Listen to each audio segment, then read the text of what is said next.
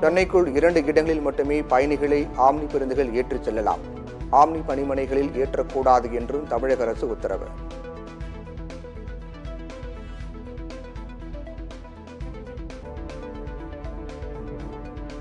உயர்நீதிமன்ற உத்தரவை சில ஆம்னி பேருந்து உரிமையாளர்கள் தவறாக பரப்பி வருவதாக போக்குவரத்து துறை அதிருப்தி.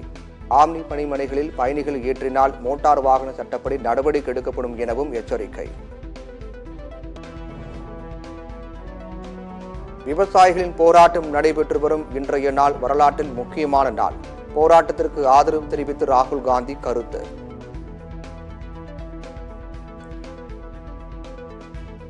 பாஜக ஆட்சியில் 10 ஆண்டுகளாக விவசாயிகள் ஏமாற்றப்படுகிறார்கள். காங்கிரஸ் ஆட்சிக்கு வந்தால் குறைந்தபட்ச ஆதார விலைக்கு சட்டப்பூர்வ உத்தரவாதம் அளிக்கப்படும் என்றும் ராகுல் காந்தி உறுதி. டெல்லியில் விவசாயிகள் போராட்டம் காரணமாக சென்ட்ரல் செக்ரட்டரியேட், உத்தியோக பவன், ஜன்பத் உள்ளிட்ட மெட்ரோ ரயில் நிலையங்கள் மூடல். நுழைவாயில்கள் மட்டுமே மூடப்பட்டுள்ளதாகவும் ரயில்கள் வழக்கம் போல இயக்கப்படுவதாகவும் மெட்ரோ ரயில் நிர்வாகம் விளக்கம். நெல்லை எஸ்பிக்கு பிடிவாரண்ட் பிறப்பித்து உயர்நீதிமன்ற மதுரை கிளை அதிரடி உத்தரவு. நீதிமன்ற அவமதிப்பு வழக்கில் நேரில் ஆஜராகாத நிலையில் ஜாமீனில் வரக்கூடிய பிடிவாரண்ட் ஆணை.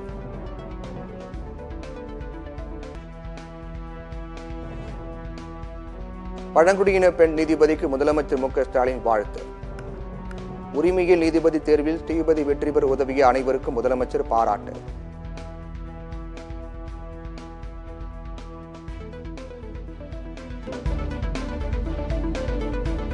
சாந்தனை இலங்கைக்கு அனுப்ப ஒரு வாரத்தில் உத்தரவு பிறப்பிக்கப்படும்.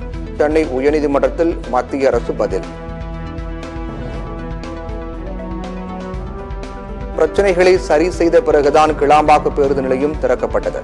எதிர்க்கட்சி தலைவர் எடப்பாடி பழனிசாமி குற்றச்சாட்டிற்கு முதலமைச்சர் மு க ஸ்டாலின் விளக்கம். சென்னை புறநகரில் புதியதாக அமைந்துள்ள பேருந்து நிலையம் எங்கு அமைந்துள்ளது? சட்டப்பேரவையில் முன்னாள் அமைச்சர் கேள்விக்கு இந்நாள் அமைச்சர் அளித்த பதிலால் சிரிப்பலை. ஒரு முக்கியமான கேள்வி. தென் மாவட்ட மக்கள் இப்ப இந்த கேளம்பாக்கம் பஸ் நிலையத்தில் புது பேருந்து நிலையத்தை திறந்துட்டீங்க. அங்க ரொம்ப மக்கள் ரொம்ப கஷ்டப்படுறாங்க. அடுத்தது என்ன எடுத்தோடனே நீ விட்டடிக்காதனர் அண்ணனை பார்த்தாலே எனக்கு மட்டும் இல்லை மொத்த சபைக்கும் மகிழ்ச்சியா இருக்கும். நீங்க இருந்தாலே எல்லாருக்கும் ஆனந்தமா சரி போறோம். அதனால உங்கள் மகிழ்ச்சி எங்களுக்கும் மகிழ்ச்சி. அண்ணன் ஒரு கருத்தை சொன்னீங்க, அது கேளம்பாக்கம் இல்லை கிளாம்பாக்கம். முதல்ல அதை கிளியர் வரணும். அது இந்த குழப்பம் உங்களுக்கே இருக்கு. அடுத்தது அத்திக்கடவு அவிநாசி திட்டம் தொடக்க விழா விரைவில் நடைபெறும். சட்டப்பேரவையில் அதிமுக எம்எல்ஏ செங்கோட்டையன் கேள்விக்கு அமைச்சர் துரைமுருகன் பதில்.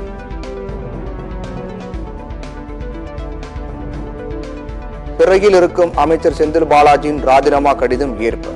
முதலமைச்சரின் பரிந்துரை ஏற்று ஆளுநர் மாளிகை அறிவிப்பு.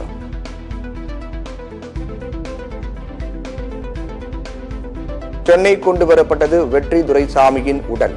இமாச்சல பிரதேசத்தில் இருந்து தனி விமானம் மூலம் சென்னை கொண்டு வரப்பட்டது.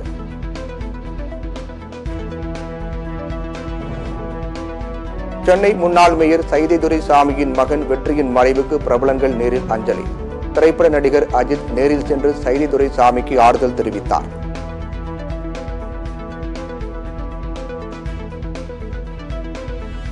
சம்சாரம் இல்லாமல் வாழலாம், ஆனால் மின்சாரம் இல்லாமல் வாழ முடியாது. PMK MLA G K. மணி சட்டப்பேரவையில் பேச்சு.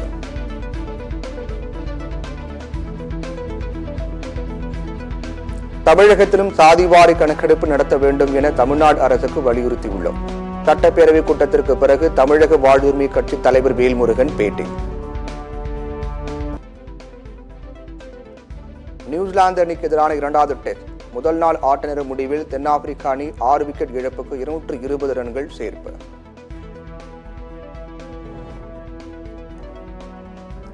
அனைத்து வடிவ கிரிக்கெட்டில் இருந்து ஓய்வு பெறுவதாக சௌரப் திவாரி அறிவிப்பு. 115 முதல் தர கிரிக்கெட் போட்டிகள் விளையாடி 8030 ரன்கள் குவித்துள்ளார்.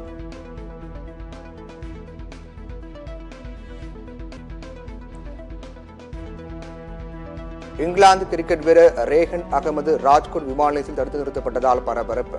விசா பிரச்சினை காரணமாக நிறுத்தப்பட்ட பின்னர் 2 நாள் விசா வழங்கப்பட்டது.